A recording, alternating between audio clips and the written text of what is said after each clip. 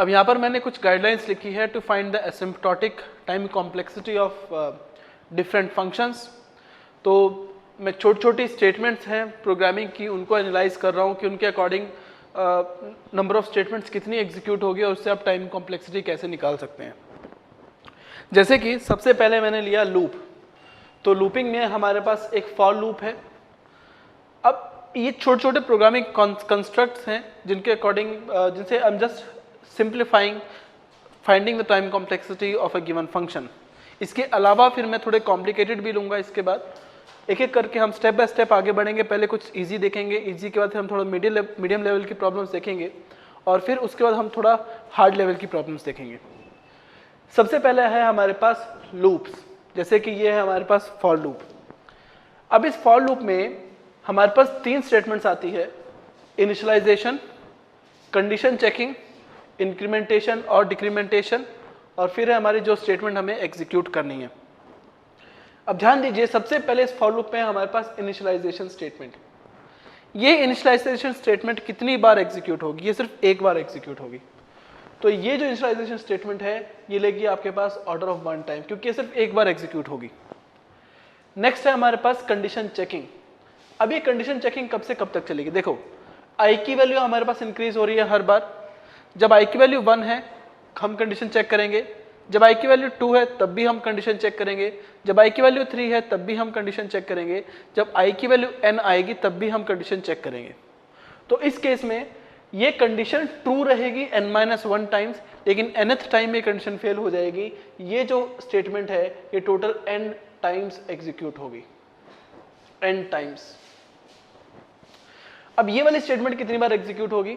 जब i की value 1 थी हमने ये स्टेटमेंट एग्जीक्यूट किया और फिर इसके बाद हम लोग गए तो इसने इसकी वैल्यू कर दी 2, फिर नेक्स्ट टाइम ये वैल्यू कर देगा 3, 4, 5, 6, 7, 8, 9, 10 up to n।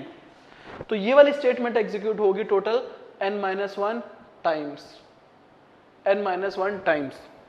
n-1 time क्यों? क्योंकि i की वैल्यू पहले 1 थी तो ये इसको 2 करेगा, 2 के बाद 3 करेगा, 3 के बाद 4 करेगा, यानी कि 2 से लेकर n तक, जब तक ये वैल्यू n ना कर दे। क्योंकि अगर ये वैल्यू n करेगा तो कंडीशन यहाँ से फॉल्स हो जाएगी।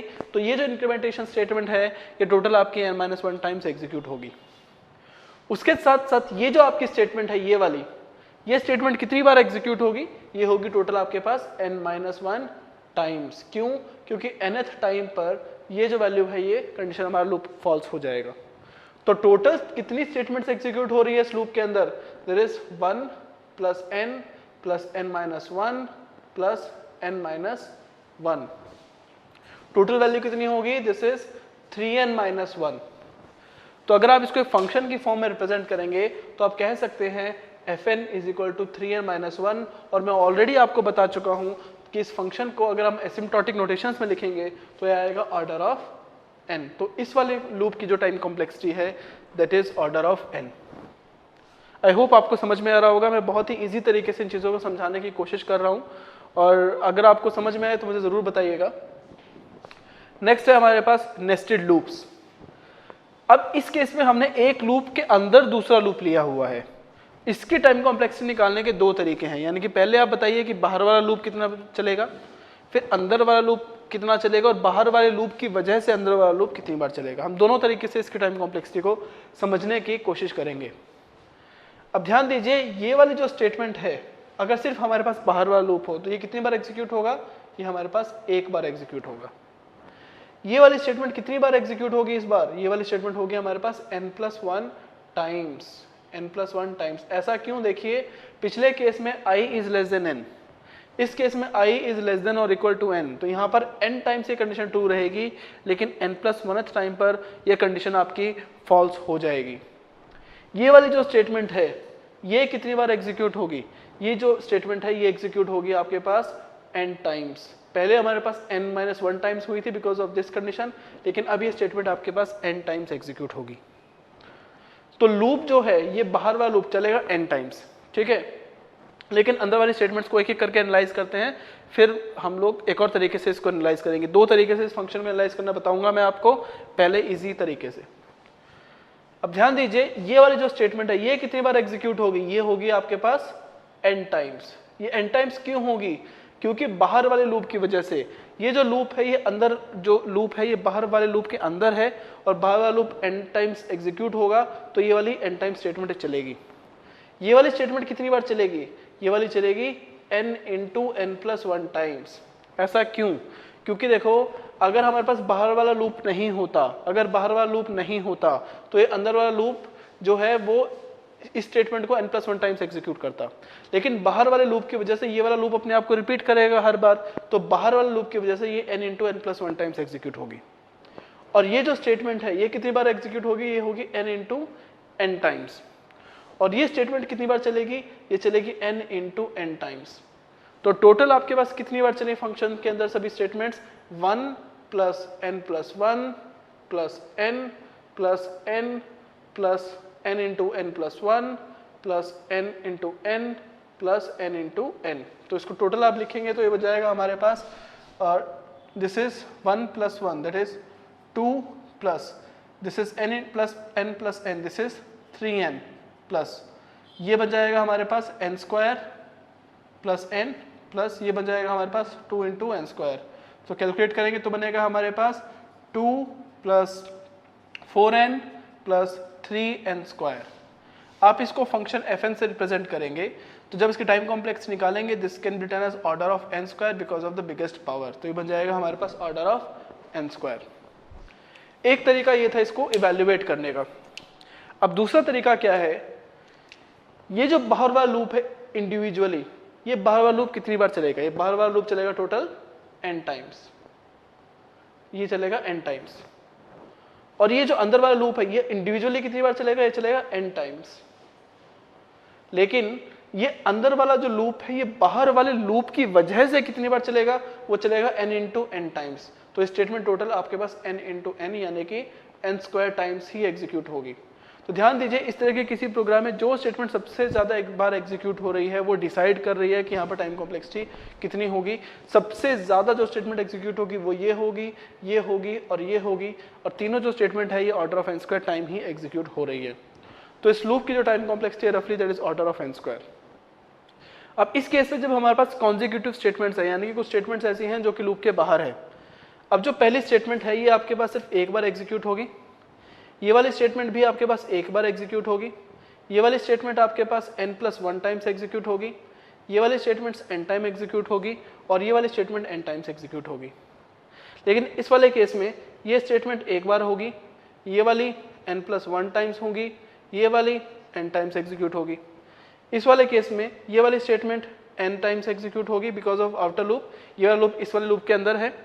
ये वाली जो स्टेटमेंट है ये आपके पास n plus 1 into n times execute होगी, ये वाली जो स्टेटमेंट है ये आपके पास n into n times execute होगी और ये वाली भी n into n times execute होगी। अगर आप सबको ऐड करेंगे तो क्या बनेगा हमारे पास?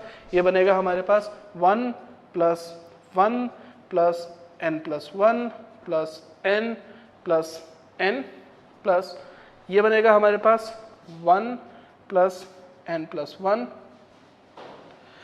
Plus n plus n plus n into n plus 1 plus ये बनेगा हमारे पास n स्क्वायर प्लस ये बनेगा हमारे पास n स्क्वायर। ऐड कीजिए सबको, बनेगा 1 प्लस 2 प्लस 3 4 5, ये हो जाएगा हमारे पास 5 प्लस 1 2 3 4 5 6, फिर इसको मल्टीप्लाई करेंगे 7, तो 7n प्लस आपके पास n स्क्वायर कहाँ से आएगा? एक बार n स्क्वायर इस मल्टीप्लिकेशन से आएगा, एक बार यहाँ पर और एक बार यहाँ पर, तो बनेगा हमारे पास 3n स्क्वायर। अगर आप इस फंक्शन को fn से रिप्रेजेंट करते हैं तो ध्यान दीजिए इस केस में जो इसकी टाइम कॉम्प्लेक्सिटी बनेगी that is order of n square. तो यहाँ पर टाइम कॉम्प्लेक्सिटी बनेगी हमारे पास ऑर्डर ऑफ n स्क्वायर। तो इस तरीके से आप इसको सॉल्व कर सकते हैं। अब नेक्स्ट केस में हमारे पास इफ एल्स स्टेटमेंट है, इफ एल्स। तो यहाँ पर इफ एल्स स्टेटमेंट में हमारे पास चॉइस है कि कई बार ये एग्जीक्यूट हो सकता है, कभी ये एग्जीक्यूट हो सकता है। जब भी हमारे पास इस तरह की इफ एल्स स्टेटमेंट हो सकती है तो वहाँ पर ध्यान दीजिएगा मिनिमम टाइम कॉम्प्लेक्सिटी और मैक्सिमम टाइम कॉम्प्लेक्सिटी में वेरिएशन आएगी। जैसे कि यहाँ पर अगर आप इसको मिनिमम चेक करेंगे, मिनिमम कितनी बार एग्जीक्यूट होगा और मैक्सिमम कितनी बार एग्जीक्यूट होगा, तो वो सेम रहेगा। यहाँ पर मिनिमम कितनी बार एग्जीक्यूट होगा और मैक्सिमम कितनी बार एग्जीक्यूट होगा वो भी सेम रहेगा। यहाँ पर मिनिमम कितनी बार एग्जीक्यूट होगा और मैक्सिमम कितनी बार एग्जीक्यूट होगा वो भी सेम रहेगा। तो इन तीनों केसेस में बिग ओ नोटेशन और बिग ओमेगा नोटेशन की वैल्यू सेम रहेगी। तो इन तीनों केसेस में हम थीटा नोटेशन दे सकते हैं। तो यहाँ पर इसकी जो टाइम कॉम्प्लेक्सिटी है वो लिख सकते हैं थीटा ऑफ एन। इसकी जो टाइम कॉम्प्लेक्सिटी है इसको भी लिख सकते हैं थीटा ऑफ एन स्क्वायर। इसकी जो टाइम कॉम्प्लेक्सिटी है इसको भी लिख सकते हैं थीटा ऑफ एन स्क्वायर। अब देखो यहाँ पर इफ एल्स स्टेटमेंट है। इफ एल्स स्टेटमेंट में क्या है कि अगर मैं पूछता हूँ ये प्रोग्राम कम से कम कितना एग्जीक्यूट होगा, कम से कम, तो कम से कम ये तब एग्जीक्यूट होगा जब ये वाली जो कंडीशन है वो ट्रू रहेगी। If length is equal to 0। अब ध्यान दीजिए, मैं लेंथ में इस लेंथ फंक्शन की टाइम कॉम्प्लेक्सिटी मेजर नहीं कर रहा हूँ, एक सिंप्लिसिटी पर्पसेस के लिए मैं आपको बता रहा हूँ कि इस लेंथ फंक्शन की टाइम कॉम्प्लेक्सिटी भी वैसे आप मेजर करेंगे अपने केस में, बट जस्ट एज्यूमिंग, सिर्फ ये एजम्पशंस ले रहा हूँ कि लेंथ फंक्शन की टाइम कॉम्प्लेक्सिटी अगर ऑर्डर ऑफ 1 है तो उस केस में ये जो इफ कंडीशन है, ये if condition order of 1 time में एग्जीक्यूट हो जाएगी, that is omega of 1 time में ऑर्डर ऑफ 1 में एग्जीक्यूट होगी इफ कंडीशन। और अगर कभी ये इफ कंडीशन ट्रू रही, पूरी ट्रू रही और ये रिटर्न फॉल्स किया तो एल्स स्टेटमेंट में हम जाएंगे ही नहीं। तो मिनिमम टाइम जो फंक्शन लेगा वो लेगा ओमेगा ऑफ 1। तो मिनिमम टाइम पर फंक्शन का होगा ओमेगा ऑफ 1। तो यहाँ पर मिनिमम टाइम और मैक्सिमम टाइम दोनों वेरी करेंगे। तो इस केस में जब मैं ओमेगा की नोटेशन लूंगा और जब मैं इस केस में ऑर्डर की नोटेशन लूंगा तो दोनों में डिफरेंसेस आएंगे। तो यहाँ पर मिनिमम है ओमेगा ऑफ 1 अगर लेंथ लेता है order of 1 time. But generally cases में अगर आप length of a variable, length of an array निकाल रहे हैं, लेंथ ऑफ स्ट्रिंग निकाल रहे हैं, तो लेंथ ऑफ अरे और स्ट्रिंग वो हमारे पास ऑर्डर ऑफ n टाइम लेता है। बट वो हम बाद में डिस्कस करेंगे, मैं आपको ज़्यादा कंफ्यूज नहीं करना चाहता। बट इतना अज्यूम कीजिए अगर लेंथ की वैल्यू, लेंथ हमारे पास ऑर्डर ऑफ 1 ले रहा है और ये कंडीशन ट्रू होती है तो ये पूरा जो फंक्शन है उसमें एल्स स्टेटमेंट एग्जीक्यूट नहीं होगी, तो पूरा जो प्रोग्राम है वो ओमेगा ऑफ 1 टाइम देगा। लेकिन अगर आपके पास इफ कंडीशन फॉल्स होती है और एल्स को एग्जीक्यूट करते हैं तो एल्स में आपके पास एक फॉर लूप है, एक फॉर लूप है और मैं लेंथ को ऑर्डर ऑफ 1 मैंने एज्यूम किया हुआ है और ये हमारे पास एक स्टेटमेंट है। तो ये फॉर लूप सिर्फ एक बार एग्जीक्यूट होगा। तो यहाँ पर पूरी इस तरह की एनालिसिस मुझे करने की जरूरत नहीं है। अगर आपको पता है कि हमारे पास एक फॉर लूप है और वो टोटल एग्जीक्यूट होगा हमारे पास 0 से लेकर n तक, वो टोटल एग्जीक्यूट होगा 0 से लेकर लेंथ तक या फिर 0 से लेकर n तक, तो इस केस में आप order of n as a time complexity भी ले सकते हैं।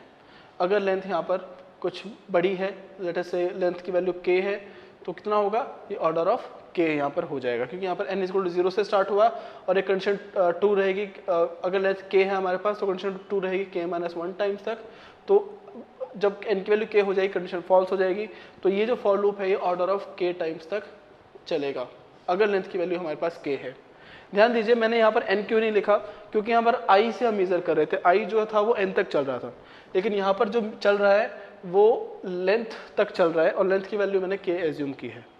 ठीक है, तो उस पूरे केस में अगर मैं बिगेस्ट टाइम कॉम्प्लेक्सिटी यानी कि इसके वर्स्ट केस टाइम कॉम्प्लेक्सिटी कहेंगे तो वो ऑर्डर ऑफ k होगी। अगर इसकी बेस्ट केस टाइम कॉम्प्लेक्सिटी कहेंगे वो होगी ओमेगा ऑफ 1। तो यहाँ पर वर्स्ट केस और बेस्ट केस सेम नहीं है, तो इसी वजह से यहाँ पर हम इस तरह की थीटा नोटेशंस नहीं देंगे। अब आपको शायद समझ में आया होगा कि थीटा नोटेशन का, ओमेगा नोटेशन का और ऑर्डर नोटेशन के बीच में डिफरेंस क्या है। नेक्स्ट है हमारे पास लोगैरिथमिक टाइम कॉम्प्लेक्सिटी। अब देखो लोगैरिथम में आप ये बता सकते हो कि फंक्शन कितनी बार चलेगा। अगर आप ये बता पाओगे तो आपको समझ आएगा कि इसकी लोगैरिथमिक टाइम कॉम्प्लेक्सिटी क्यों है। एक सिंपल सा एग्जांपल मैं आपको देता हूँ। देखो n की सबसे पहली जो i की सबसे पहली वैल्यू है हमारे पास n, तो एक कंडीशन स्टेटमेंट एक बार चली और ये जो कंडीशन है ये पहली बार ट्रू हो गई। पहली बार ट्रू हुई because n is greater than equal to 1। तो हम यहाँ पर आएंगे और i की वैल्यू को हाफ कर देंगे। तो i की अगली वैल्यू कितनी बनेगी हमारे पास, i की नेक्स्ट वैल्यू बन जाएगी n/2। अब ध्यान दो हमेशा लूप के एग्जीक्यूशन कैसा होता है, पहले इनिशियलाइजेशन, फिर कंडीशन चेकिंग, फिर स्टेटमेंट, फिर इंक्रीमेंटेशन, डिक्रीमेंटेशन और फिर दोबारा से कंडीशन चेकिंग। तो किसी फॉर लूप के अंदर ये ज़रूरी नहीं है कि आप कोई स्टेटमेंट लिखो। जैसे यहाँ पर 3 केसेस है तो तीनों स्टेटमेंट लिखनी ज़रूरी नहीं है, इसमें से कोई भी एक स्टेटमेंट, 2 या तीनों स्टेटमेंट आप मिस कर सकते हो। अब देखिए यहाँ पर हमारे पास हैं, यहाँ पर जो वैल्यू, यहाँ पर जो i की नेक्स्ट वैल्यू है वो बन जाएगी हमारे पास n/2। अब चेक करेंगे क्या n/2 1 से ग्रेटर है कि नहीं है। अगर ये ग्रेटर है तो हम दोबारा से स्टेटमेंट को एग्जीक्यूट करेंगे। तो स्टेटमेंट अब पहली बार यहाँ पर एग्जीक्यूट हुई, दूसरी बार अब यहाँ पर एग्जीक्यूट हुई। तो इस केस में अब i की नेक्स्ट वैल्यू कितनी हो जाएगी, वो बन जाएगी हमारे पास n/2 स्क्वायर। i की अगली वैल्यू बन जाएगी n/2 स्क्वायर। तब ये स्टेटमेंट फिर से कंडीशन चेक करेगी और देखिए कि कंडीशन ट्रू है कि नहीं है। नेक्स्ट टाइम i की नेक्स्ट वैल्यू क्या बन जाएगी, दैट बनेगी हमारे पास n/2 क्यूब। फिर से हम जाएंगे कंडीशन को चेक करेंगे। फिर आई की नेक्स्ट वैल्यू बनेगी हमारे पास n/2⁴, फिर से हम जाएंगे कंडीशन को चेक करेंगे। फिर आई की नेक्स्ट वैल्यू बनेगी हमारे पास n/2⁵, फिर से हम ऊपर जाएंगे और कंडीशन को चेक करेंगे। इस तरीके से जब आप इन कंडीशंस को चेक करते जाएंगे तो सबसे लास्ट में आई की जो वैल्यू है, आई की सबसे लास्ट वैल्यू है वो कितनी बनेगी। अगर आप इस स्टेटमेंट को k टाइम्स तक एग्जीक्यूट कर चुके हैं, लेट अस से अगर ये लूप को आपने k टाइम्स तक रन किया तो आई की लास्ट वैल्यू क्या बनेगी, n/2⁴k। देखिए n/2⁴0, n/2⁴1, n/2⁴2, n/2⁴3, n/2⁴4, n/2⁴5 up to so on n/2⁴k। अब ये लूप फेल कब होगा, ये लूप फेल तब होगा जब i की वैल्यू 0 बन जाएगी, यानी कि जब ये वाली जो वैल्यू है ये आपकी 0 बन जाएगी, उस केस में लूप फेल हो जाएगा।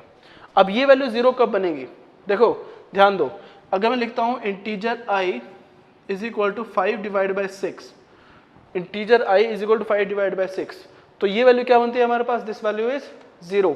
उसी तरीके से यहाँ पर जो वेरिएबल i है ये वैल्यू हमारे पास 0 तब बनेगी when 2⁴k is greater then n, उस केस में ये वाली वैल्यू आपकी 0 बन जाएगी। समझ में आया, अगर 2⁴k की वैल्यू n से बड़ी हो जाएगी तो स्टेटमेंट आपकी 0 बन जाएगी। और लूप तब तक कब तक, ये लूप कितनी बार चल चुका है, तब से यहाँ तक से लेकर यहाँ तक ये लूप 2⁴0 से लेकर n/2⁻k-1 तक चल चुका है, और तब तक ये लूप k टाइम्स ये एग्जीक्यूट हो चुका है। अगर आप इस k की वैल्यू बता सकते हो तो आप बता सकते हो कि लूप कितना चलेगा।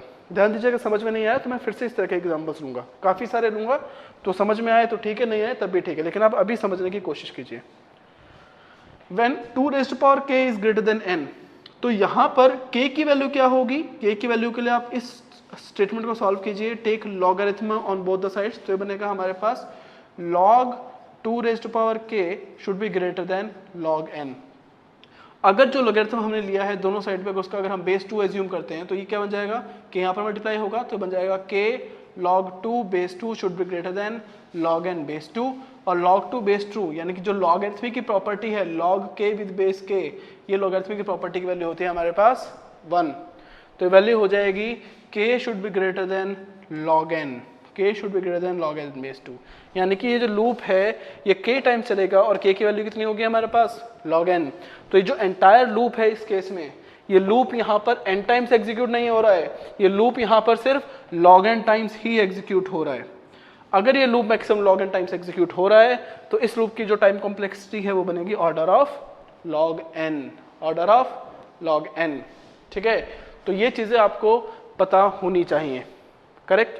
आई होप आपको थोड़ा सा इसमें पता चला होगा कि हम प्रोग्राम्स में कैसे एग्जीक्यूट करते हैं, लेकिन मैं क्या करूंगा अभी बहुत सारे ऐसे एग्जांपल्स लेने वाला हूं, मैं इतने सारे मैं एग्जांपल्स लूंगा कि आपके दिमाग में कोई डाउट बचेगा ही नहीं। अब मैं क्या करूंगा, इससे लेने से पहले कुछ ऐसे फॉर्मुलेज मैं आपको बता रहा हूं, कुछ ऐसे सीक्वेंसेस मैं आपको बता रहा हूं जिसको आप नोट कर लीजिए अपनी नोटबुक में। अगर आपको आते हैं तो बहुत अच्छा है, वेल एंड गुड, आप कंटिन्यू कर सकते हैं। लेकिन अगर आपको नहीं आते, काफ़ी बच्चे हैं जो जिनको नहीं आते, क्यों नहीं आते, क्योंकि उन्होंने वो 10th 11th 12th क्लास में पढ़े थे, और बीटेक करने के बाद या फिर एमएससी या मास्टर्स डिग्री करने के बाद आपको बहुत गैप हो जाता है। तो ऐसे सीक्वेंसेस फॉर्मुलेज हमें याद होने चाहिए। It takes hardly 2 minutes to write all of them down. मुझे पता है कि आपको पता होंगे, बस एक थोड़ा सा रिवीजन पर्पसेस के लिए मैं आपको सबमिशन में फॉर्मुलेज पहले आगे लिखवा देता हूँ जो सीक्वेंसेस के फॉर्मुलेज हैं, और फिर जब हम क्वेश्चन को सॉल्व करेंगे तो सभी फॉर्मुले हमारे काम में आने वाले हैं। मैं इसको रब करता हूँ, मैं फिर से आपको मिलता हूँ वापस।